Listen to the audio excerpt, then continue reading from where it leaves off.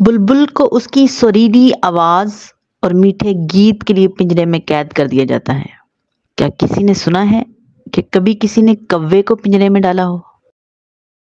کوئی چیز ہمارے پر کھولتی ہے، کوئی چیز بوریت اور دکھ پیدا کرتی ہے، کوئی ہمارے سامنے رکھا پیالہ بھر دیتی ہے، لیکن ہم صرف تقدس کا ذائقہ چکھتے ہیں۔ ہم سینکڑوں فواروں سے گھٹاگھٹ پی رہے ہیں، اور جب ان میں سے کوئی ایک کم ہو جاتا ہے تو خوشی کم پڑ جاتی ہے، لیکن جب اندر ہی ایک چشمہ پھوٹتا ہے تو دوسرے فواروں کی جانب دیکھنے کی ضرورت باقی نہیں رہتی۔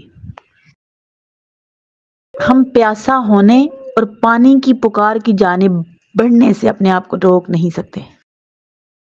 اپنی انفرادیت کے شعلے سے بچنے کا طریقہ یہ ہے کہ کسی دانش مند کی زیارت کی جائے۔ میں تمہاری روشنی میں محبت کرنا سیکھتا ہوں، تمہاری خوبصورتی میں غزل کہنا سیکھتا ہوں۔ تم میرے سینے میں رقص کرتے ہو جہاں تمہیں کوئی نہیں دیکھ سکتا۔ اب میں سنجیدہ و متین ہوں، صرف تکان اور پیار کی یاد باقی رہ گئی ہے۔ زمین آسمان کے آگے سرنگوں ہے، اور اس کی طرف سے جو کچھ آتا ہے قبول کرتی ہے۔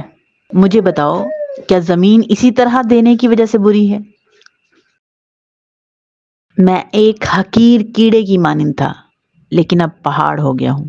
مجھے پیچھے چھوڑ دیا گیا تھا، لیکن اب مجھے خوشی کے نغمے گانے والا شاعر بنا دیا گیا ہے۔